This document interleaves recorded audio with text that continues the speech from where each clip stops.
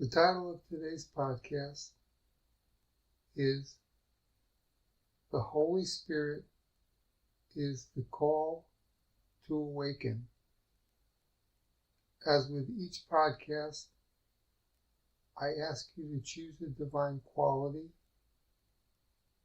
that you perceive in me to remind yourself that you have that same divine quality.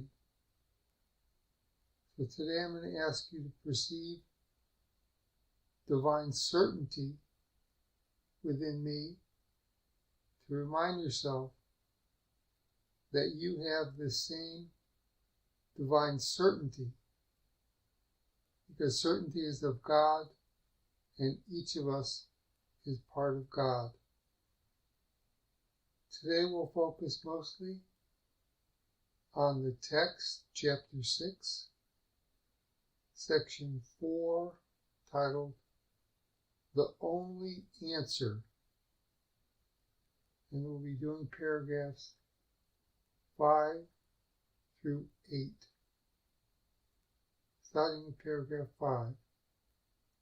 What part of your true reality is form-related?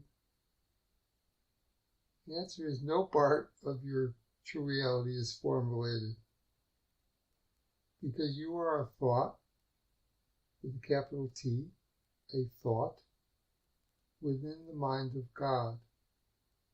So you are entirely abstract and have no true form-related aspect at all. Your reality in God means that the ego perceives you as, quote, its enemy. But for what reason? Because illusions dissolve in the presence of God's reality. Quote, thoughts of God are unacceptable to the ego because they clearly point to the non-existence of the ego itself. The ego is afraid of God because it judges everything only in terms of what? Quote, in terms of threat or non-threat to itself. In one sense, the ego's fear of God is at least logical, since the idea of Him, meaning the idea of God, does dispel the ego. Why does the ego view the body as its, quote, friend? The ego views the body as its friend because they are both illusions, and both can be undone and released by the acceptance of reality and of truth. Quote, the ego holds the body dear because it dwells in it and lives united with the home that it has made. It is a part of the illusion that has sheltered it from being found illusory itself. Be certain that it is impossible God and the ego, or yourself and the ego, will ever meet. But where do you in your reality and the ego seem to meet?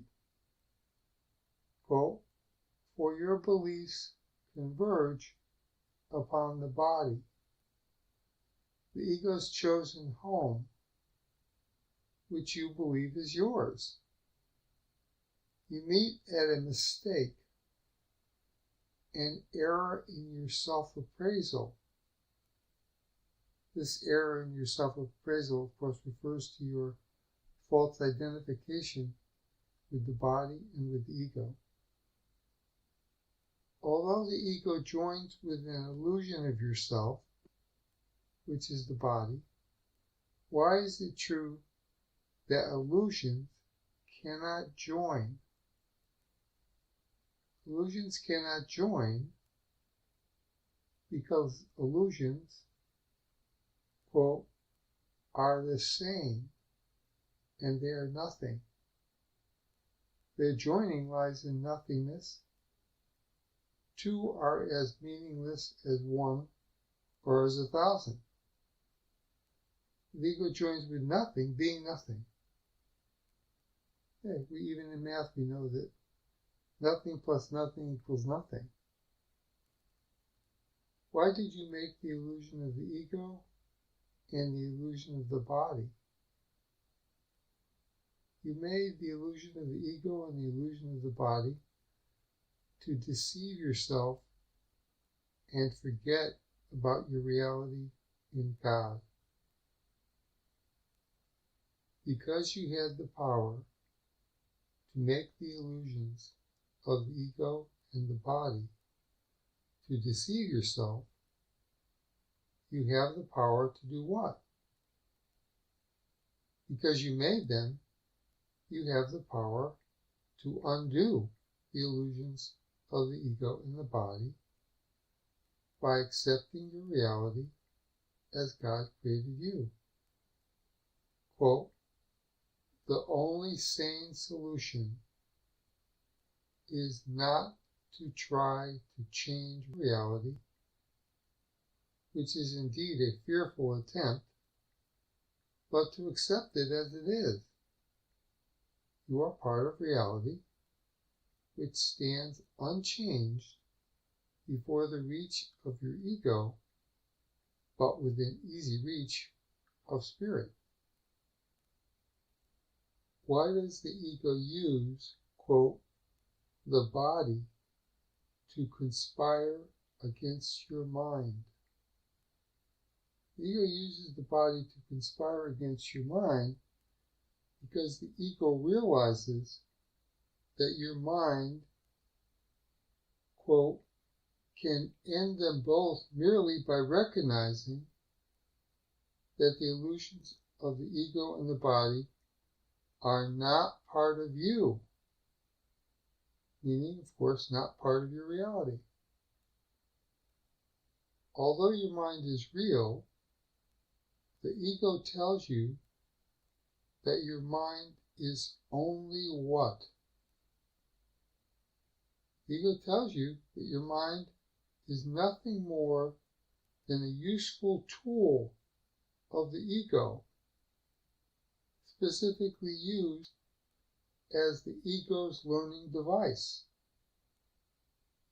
Quote, the ego, which is not real, attempts to persuade the mind, which is real, that the mind is the ego's learning device. The ego also tries to convince you that your body is your reality and that your mind is limited to what?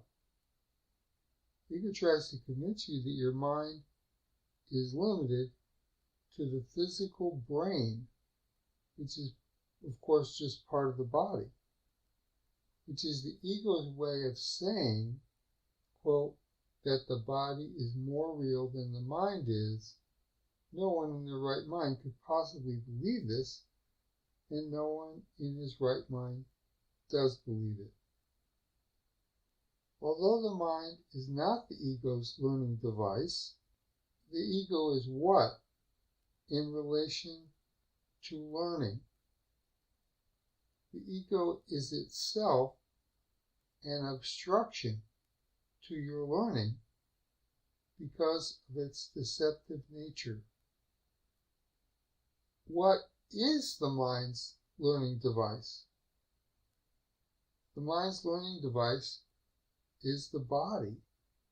That is, if the body is correctly interpreted and correctly used.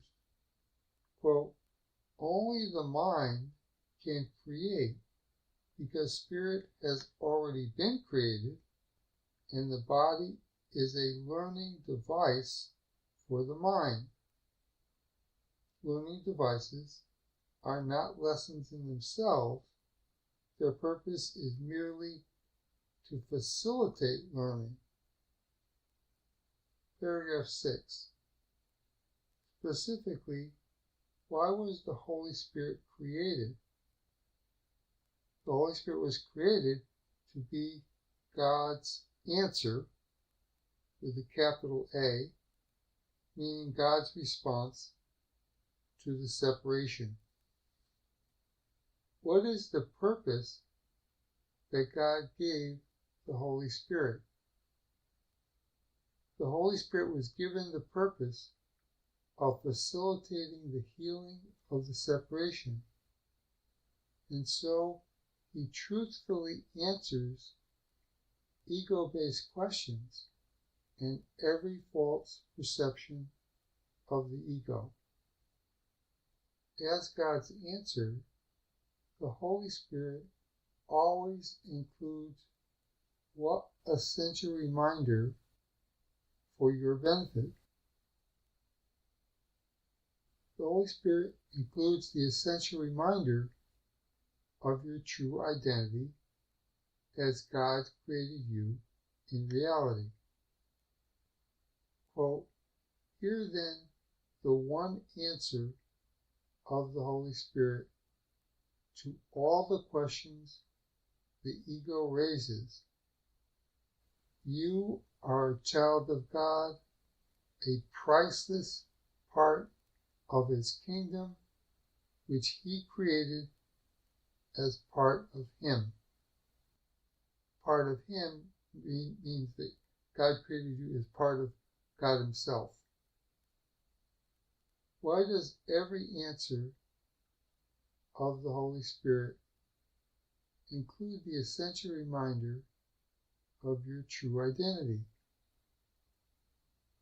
Because in order to awaken, you need to understand that everything you made apart from God is an illusion that never existed, and to understand that every creation of God, including you, is real. Through the Holy Spirit, God is calling you away from what? Through the Holy Spirit, God is calling you away from the unhappy worldly dreams and nightmares of separation you have chosen while you were sleeping in heaven. Through the Holy Spirit, God is calling you to what? God is calling you to choose to find happiness by awakening to your true identity in heaven. Quote, "You have chosen a sleep in which you have had bad dreams, but the sleep is not real, and God calls you to awake." What is an important similarity between your nighttime dreams in your bed and your dreaming in this three-dimensional world each day? Both kinds of dreaming will disappear when you awaken. In regard to your dreams in this world, quote, "There will be nothing left of your dream when you hear God's call, because you will awaken."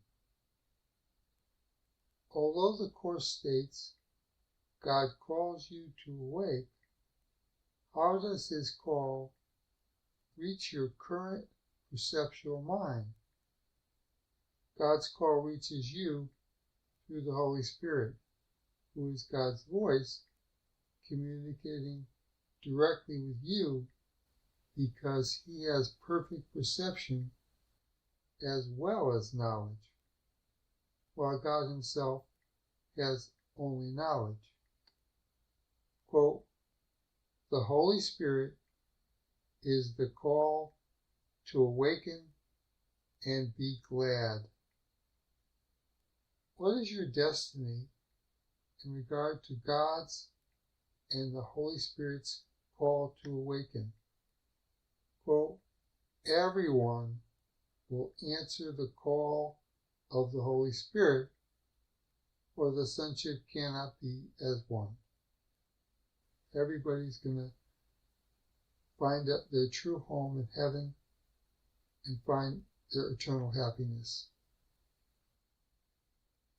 What is the difference between your awareness in heaven and your awareness in this world of dreams?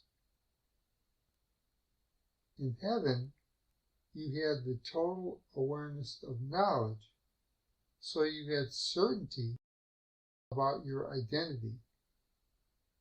In this world of dreams, you have the uncertainty and limited awareness of perception and the ego-based confusion about your identity. When you wake up in heaven, what will you accept without question? You will accept the total awareness of knowledge, truth, and reality that dispels the nothingness of dreams. Quote, you will no longer believe in dreams because they will have no reality for you. Yet the kingdom and all that you have created there will have great reality for you because they are beautiful and true. Why does the Course include only one biblical parable? Because that one parable is the story of the prodigal son. And so the Course wants to emphasize that you are indeed the prodigal son, and you will eventually choose to return to the awareness of your Father's kingdom of happiness and joy. Paragraph 7. The limited awareness of perception brings with it what lack? The lack of certainty. Quote, perception always involves some misuse of the mind because it brings the mind into areas of uncertainty. Because perception always involves a separation between a perceiver and an object of perception, the perceiver has what kind of function?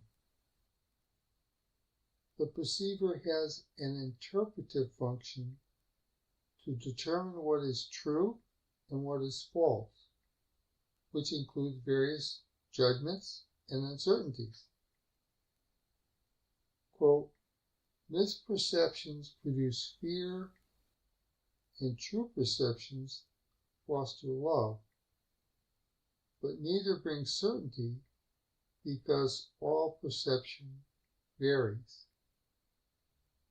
How do you gain true perception or right perception that leads toward awakening in heaven to knowledge that transcends perception itself? You can gain true perception by replacing false and unloving perceptions with true and loving perceptions. Quote, perception must be straightened out before you can know anything. True perception is the basis for knowledge, but knowing is the affirmation of truth and beyond all perceptions. What does knowledge have that perception does not have? Knowledge has certainty, which perception does not have. Quote, to know is to be certain. Uncertainty means that you do not know. Knowledge is power, because it is certain, and certainty is strength. Why is it that in the kingdom where you are and what you are is perfectly certain without any doubt at all? The answer is because all of God's creations in heaven possess the certainty of knowledge. In God's kingdom, quote, there is no doubt because the first question was never asked. Outside the awareness of God's kingdom, what was the first question that was asked and that introduced doubt? The ego, as the questioning aspect of the post-separation self, asked the first question, which was, what are you? How long did the separation last before God healed it by creating the Holy Spirit? The separation lasted, quote, a tiny instant. What have you done ever since that tiny instant? What you've done is you've been reliving that tiny instant. Quote, the tiny instant you would keep and make eternal passed away in heaven too soon for anything to notice it had come. What disappeared too quickly to affect the simple knowledge of the Son of God can hardly still be there. Having finally been wholly answered by God, the separation has never what? The full quote is, having finally been answered, the separation has never been. This means the separation never happened in reality, so it never happened at all.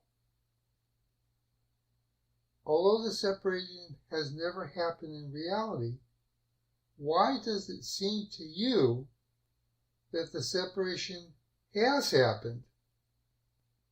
You're living now in this world as though the separation has happened because you have the power of belief, which cannot change reality, but can and has changed your awareness of reality due to your belief in illusions. The Course refers to the tiny instant of separation as the time of terror. Although you are reliving the time of terror that has been healed without your awareness, what does the Course recommend about this repeated memory? The Course recommends, quote, forget the time of terror that has been so long corrected and undone. In order for you to forget your repeated memory of the time of terror, what will you have to do? You will have to admit that you were mistaken and admit that you were dreaming of an imaginary separation that was instantly healed. Quote, only in the past, an ancient past, too short to make a world an answer to creation, did this world appear to rise so very long ago for such a tiny interval of time that not one note in heaven's song was missed. Any false belief, such as the belief that the world is real, does not change what? Such illusory beliefs do not change reality as God created it, and only God's reality exists. Quote, what God did not create does not exist, and everything that does exist exists as He created it. The world you see has nothing to do with reality. It is of your own making, and it does not exist. What is the difference between your perceptual self-concepts and your being? Your perceptual self-concepts are just ideas within your dreaming mind about who you are, but your being is your true identity that possesses the certainty of a thought within the mind of God. Quote, being alone lives in the kingdom where everything lives in God without question. Instead of questioning your identity in your dreams of separation, what will you do when you awaken to your true identity in heaven? When you wake up in heaven, you will devote yourself to creating by extending God's love through you as part of the sonship.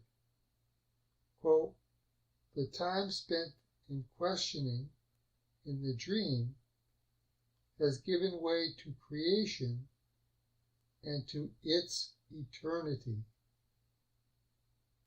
Now in your dreaming state, your mind has only the potential to obtain what? The potential ability for regaining certainty.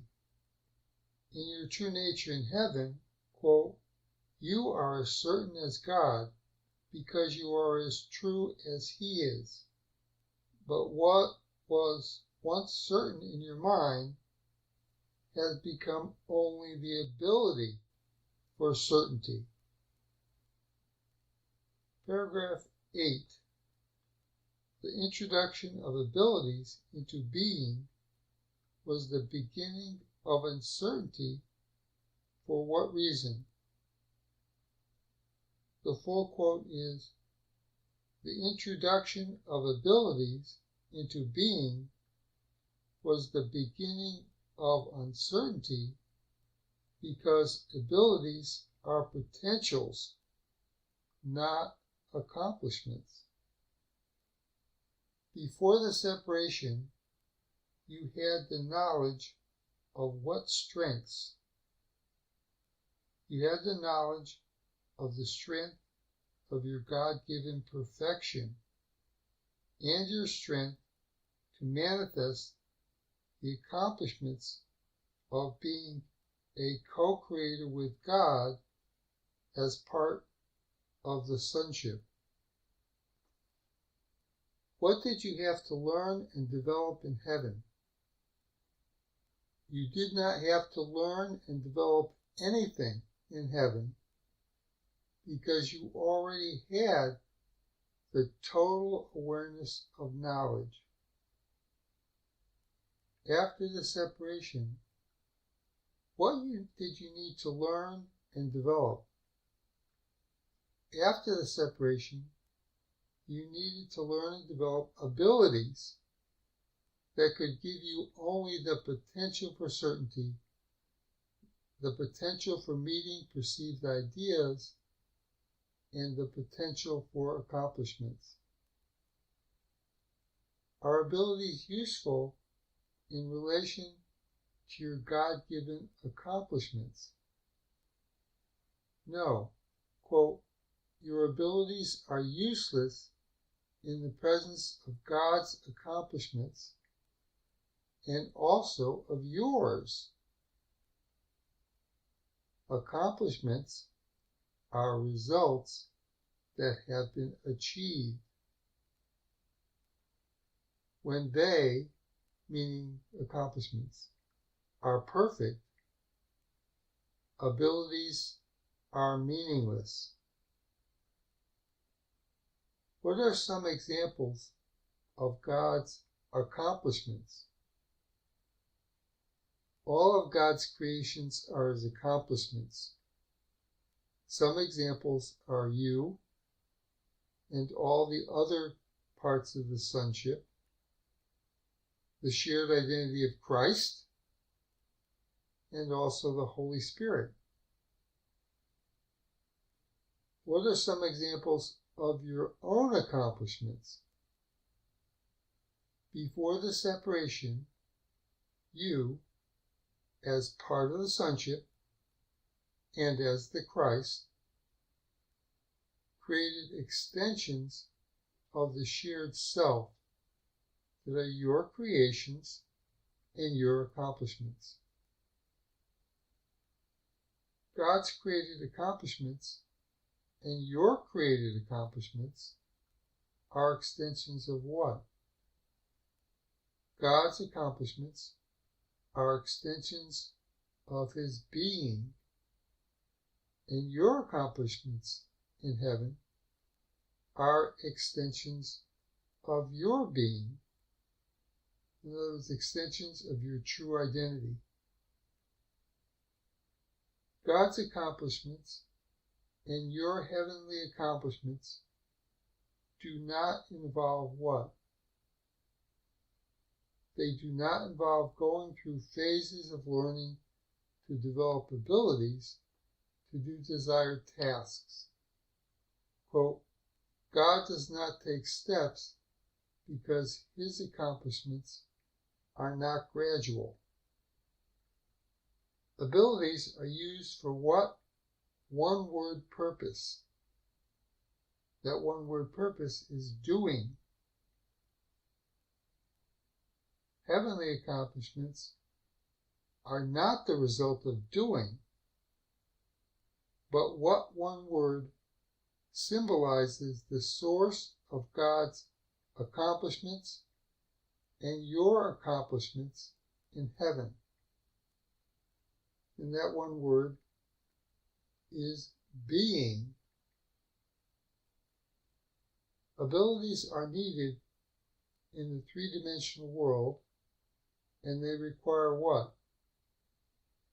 Abilities require learning by using worldly perception within time, and they involve the step-by-step activity of doing in order to complete form-related tasks over a period of time.